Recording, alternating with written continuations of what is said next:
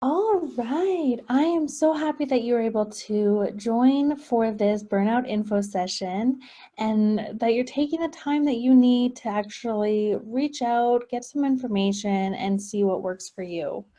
I'm hoping that this info session you will walk away with inspiration, motivation, hopefully knowing that you're not alone in these feelings, and also that you have some practical tools that you can apply to your situation right now. So as soon as you're done going through this video, you'll be able to start making some practical shifts in your life right away. And if you ever want to talk more about it and have a conversation, you will see at the very end of the video different ways to contact me and ask those questions. Get in touch and share what you thought about this info session and what came up for you. So to kick it off, my name is Tia Bell. I'm a mother, a wife. I'm someone who cries at all the cute commercials, and I still love naps. I'm also a registered social worker where I use my superpowers of empathy to focus on personal development coaching when you're feeling overwhelmed and stuck. And that's why you're here. So tonight we are going to cover a lot. So without trying to add to your feelings of being overwhelmed, we are going to start trying to just focus in and making it a little bit more clear about what you can do when you're feeling this way. So some of these conversations today, or the discussion I'm going to share with you, I guess, is going to be what the heck is burnout? Why am I still burnt out? Number one self-care tool that I think is super important and will help you tonight, how to start saying yes, what and how to do mindset shifts, and then what your next steps look like. Now, I'm sure that many of you right now are still scrolling on your social media while you're watching this. Maybe you have your phone sitting next to you, it's face up. Turn it on silent, flip it down so you don't see things popping up. This is your time, and your time is super valuable, and I respect that you're taking the time to watch this video. Therefore, give yourself the gift of full attention and just turn your phone or silent and put it on silent. Turn it off, turn the TV off, just kind of be fully focused in it, and trust me, it's going to be worth it.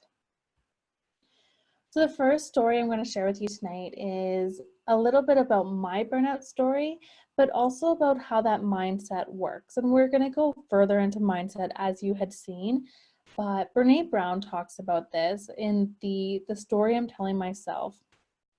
And the story that I'm telling myself, when she talks about it, is really about those fears and assumptions and insecurities and all these things that we start creating in our mind before we have really full data of anything else.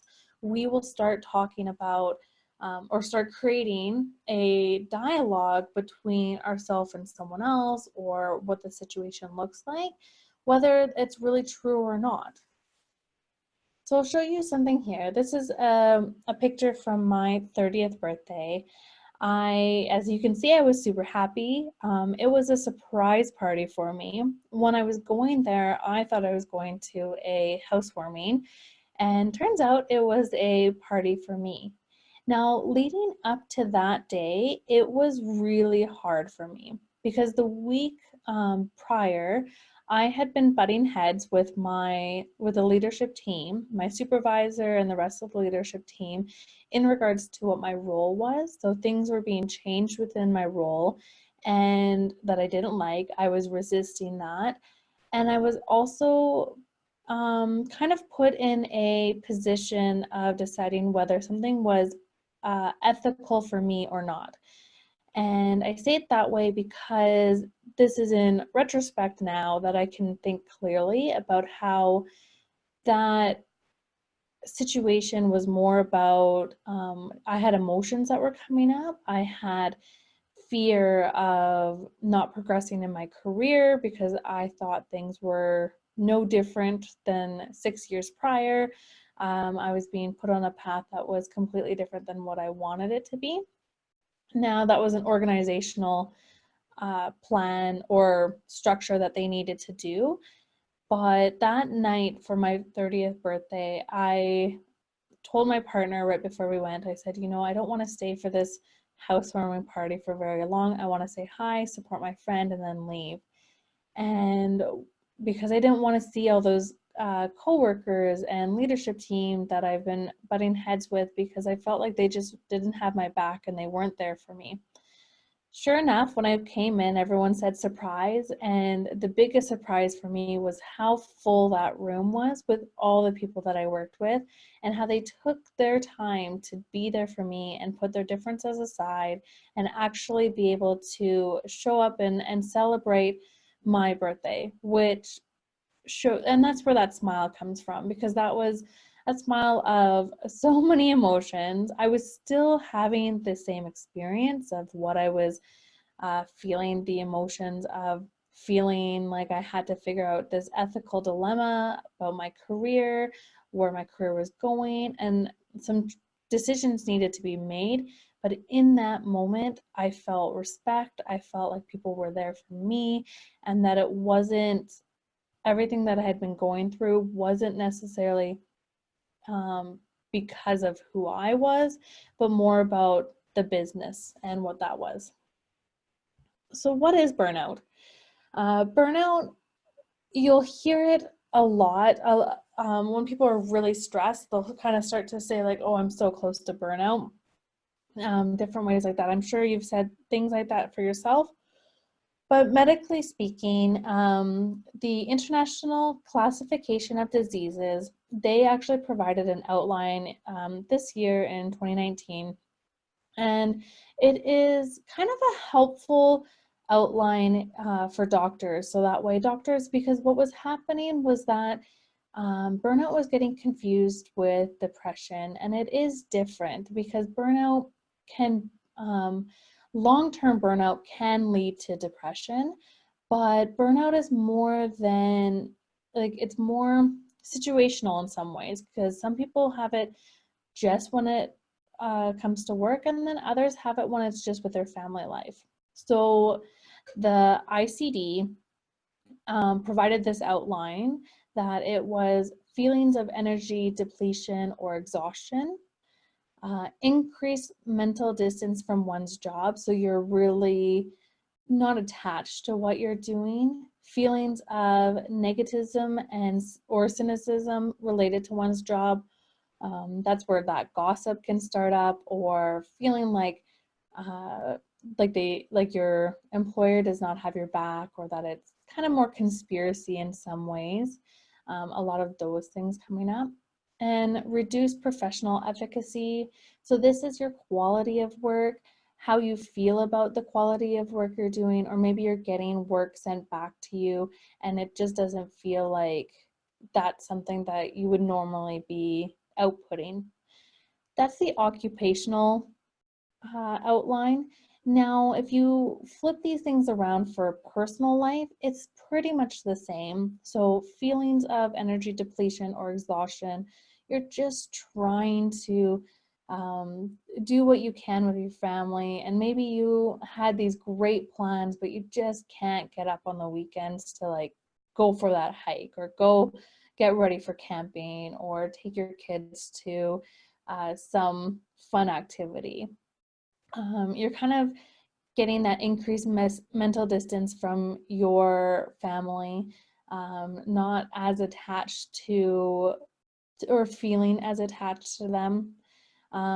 Feelings of that negativism or cynicism related to your family. So in some ways it can just be just feeling like your kids are maybe against you, or they're going through a tough time and they're just um, almost on purpose not going to bed on time, or maybe your partner's just really not helping you out, and a lot of negative thoughts. And reduce professional efficacy. So when it comes to family, it could really just be more about how you feel about how your parenting is, or how you feel about your relationship with your partner and the effort and quality that you put into that. And it can feel like you are, and it can be your own perception. It doesn't have to be others' perceptions either.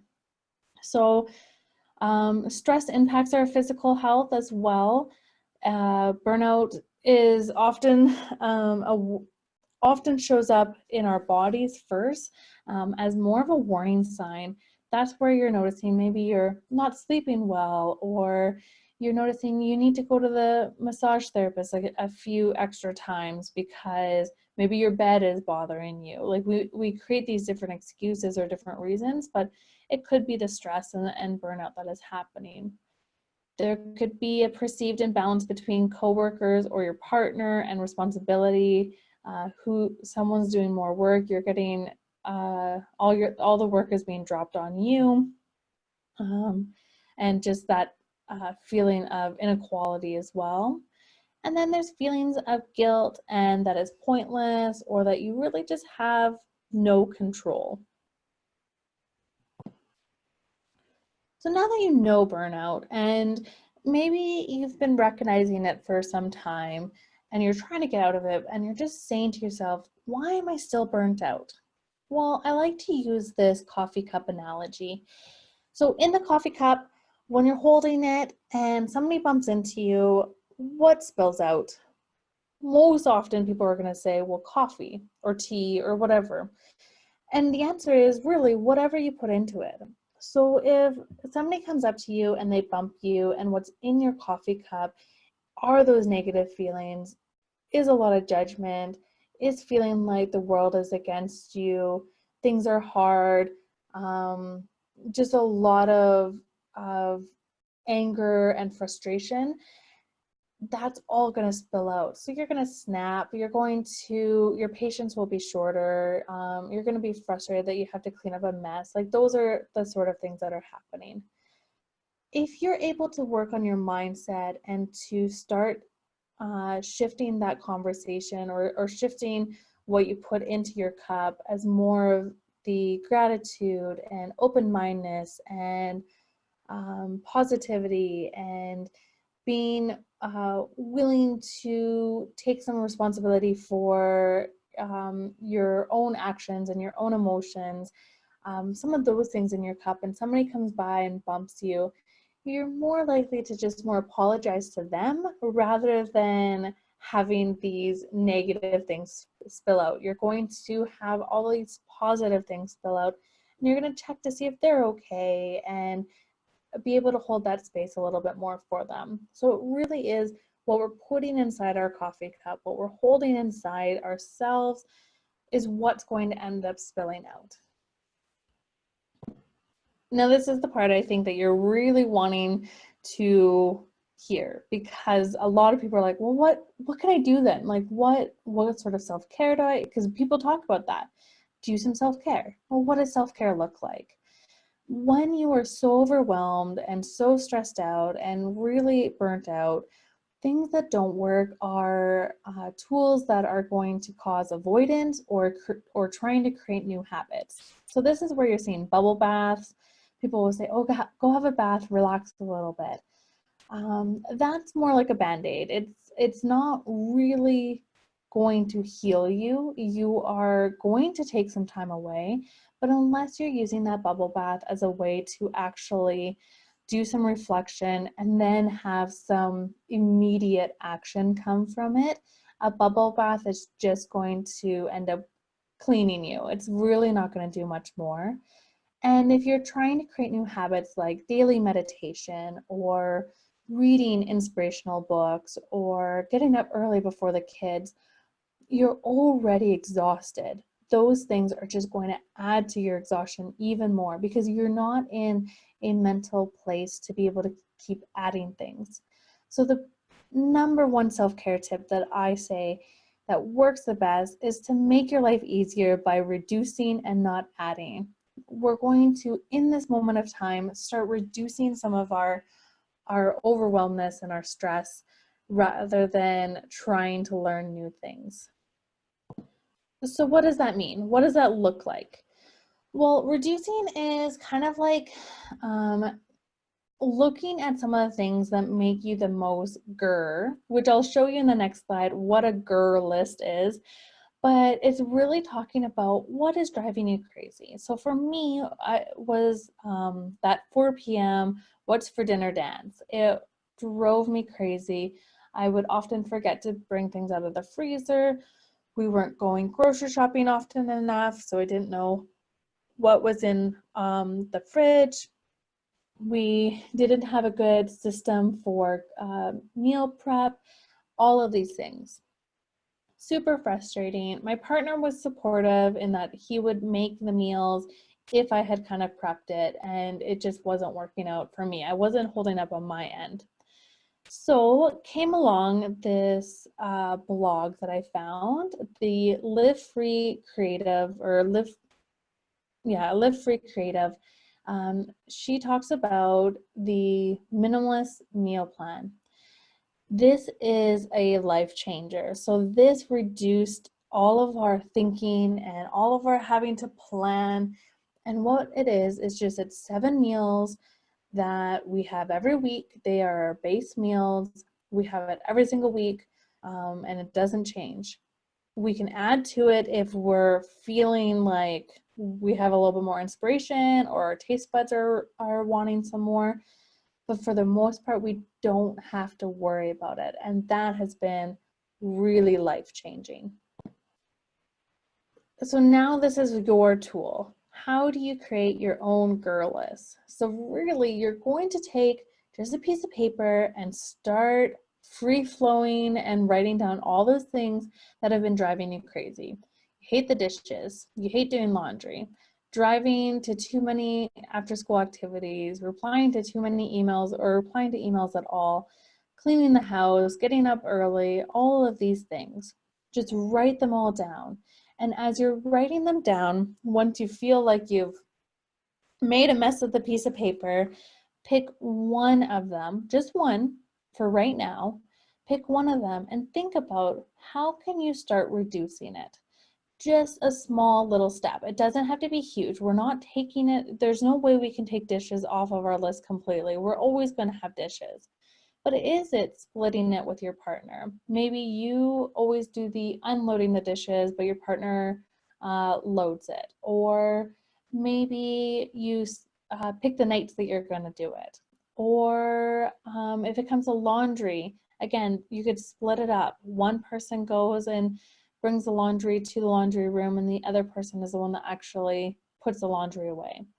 Or like the meal plan, like I said. Again, notice how I didn't say we decided to pick a day where we were going to do our meal planning for the whole month and that everything was going to be great. That's not realistic when you're completely burnt out. We try to create these systems and these plans to make things easier for ourselves, but when we're in that mindset of having to create something new, it's way overwhelming. It's too much for you in this state. In the future, if you're like, hey, this is going well, I don't mind doing it this way, but I want to kind of adjust it and tweak it a little bit, that's fine. If you're feeling like you can hold the space for that at that point. So think about how can you, like maybe replying to emails, maybe there is a template email that you have, or who really look at those things. What would be best for you?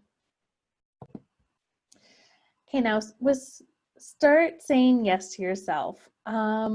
This is something where oftentimes you will hear people say, you have to say no, set those boundaries, start saying no. Well, we teach our children that saying no is kind of rude. So as adults, it feels rude, it feels selfish, it feels not very natural. So going and trying to set these strong boundaries all of a sudden doesn't feel right. So instead I say start saying yes, or keep saying yes. But there's a few kind of qualifiers with it. So the first one would be to listen to your body. Does saying yes to this make you feel expansive or contracted? So this is kind of adapted from Marie Forleo, and where she does an exercise where you sit without distractions. And if there's a major decision that you have to make, so maybe it's about a new project that is coming your way, and you sit with that and say to yourself, does saying yes to this new project make me feel expansive or contracted? Are you feeling like your body suddenly moved forward? You took in kind of a big breath and your chest is puffed out, Or does it feel contracted? Did you feel your body kind of move away from that and close in on itself and very shallow breathing? So your body will tell you a lot. Go away from your mind. Don't think about it logically. Just ask yourself that question. And then be curious. What was your initial thought? So if somebody asks you to watch their kids for a Saturday, be curious, what was that thought? Did you immediately say, no, I'm so exhausted, I can't even watch my own kids, I need my own break? Then be honest with that and say, I'm actually kind of needing a downtime this weekend, and that's okay. But if your initial thought was like, yeah, that'd be awesome, then say yes, that would be great. But make that yes for you. So by saying yes to someone else, are you also saying yes to you? Are you also saying that would be fantastic? I can see how the kids could play together, and maybe that will be some downtime for me. It's important that that yes is for you, because if you're later on going to start resenting that you said yes, that is your responsibility and that's on you, because you were the one that agreed to it. Somebody can ask, but it's up to you to decide whether you're saying yes or if you're saying no.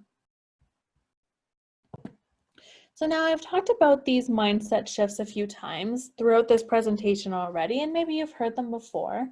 And so these are some ways to think about mindset. So mindset is really just being open to a possible, a different point of view, and to take your perspective and just slightly shift it over a bit.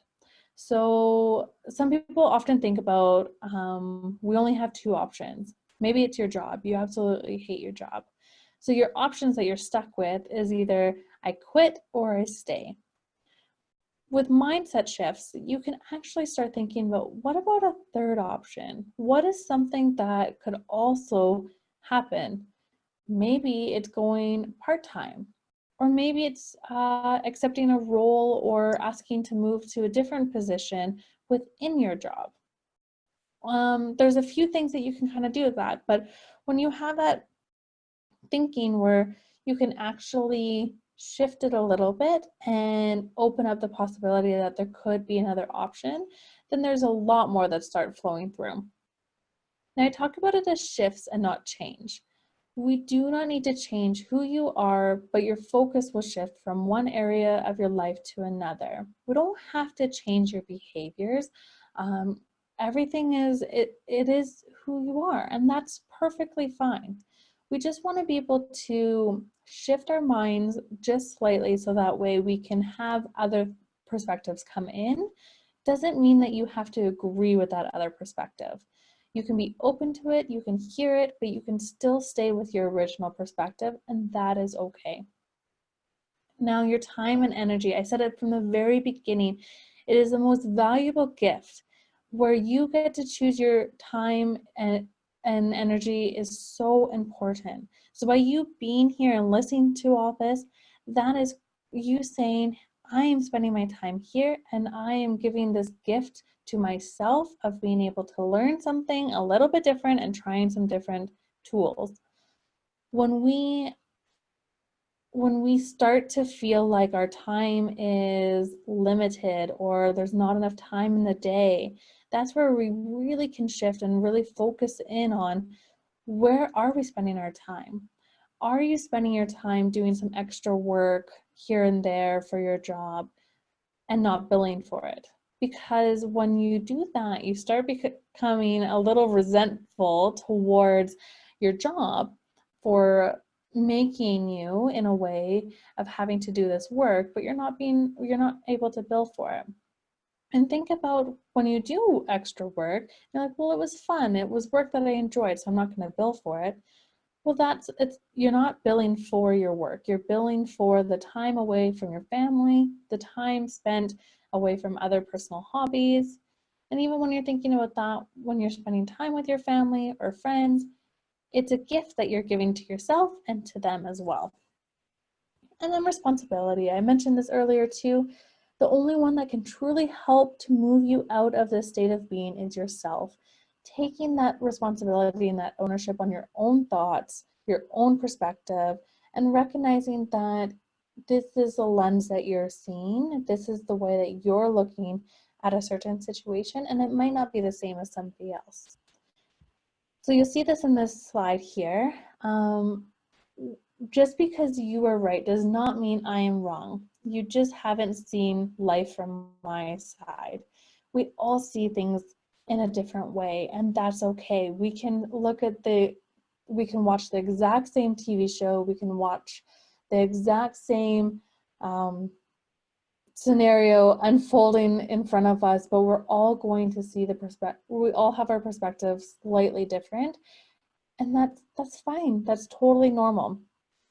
But remember that when you are talking about things in definites, well, I know what they're thinking, or I know this is just the way it's going to be. That goes back to that story you're telling yourself. And the story that you're telling yourself is being created by your perspective, but it may not have all of the information or all of the things that would help to kind of expand on that story. So by asking somebody, you know what, this is what I'm telling myself, or this is what I see it as, is that how you see it too? Or can you give me some light, some more information to that? So that's it. That kind of sums it up pretty quickly. There's so much more we could go into, going into the fine little details of each one of them. So that's where the next steps come in. If this is something that you're like, I really want to start working on my mindset, I want to start working on my focus, I want to get out of this feeling of burnout and being overwhelmed, here are some steps you could take. You can come and connect with me. We can chat over the phone, or we can go for a connection coffee. It's completely free. It's just a conversation. If you know that you don't even need the conversation, you're just ready to go, check out what digital courses we have going on. They're typically 5-week in-depth work to uncover your purpose or to get you unstuck. There's a whole series that's happening over this next year that is going to be focused on getting you unstuck, but in different forms. Or you can do one-on-one coaching. So these are personalized plans created together, and then we shift you out of that state of burnout. So if you're wanting to check in what those digital courses are, you're already online, you're looking at what else you can do, go to this website link here, www.tiabell.com/unstuck, and see what's kind of going on right now. There'll be a few different ongoing courses that are there. And last but not least, thank you so much for joining. If you want to continue this conversation, if you have some questions, if you want to know more, if you want to just connect, you can follow me on Facebook, follow me on Instagram. There's the website as well. And just send me a message. Say hi. Say, hey, I listened to this, and let me know how it impacted you and what came up for you. What was your perspective? I'd love to hear that. Thank you so much for connecting.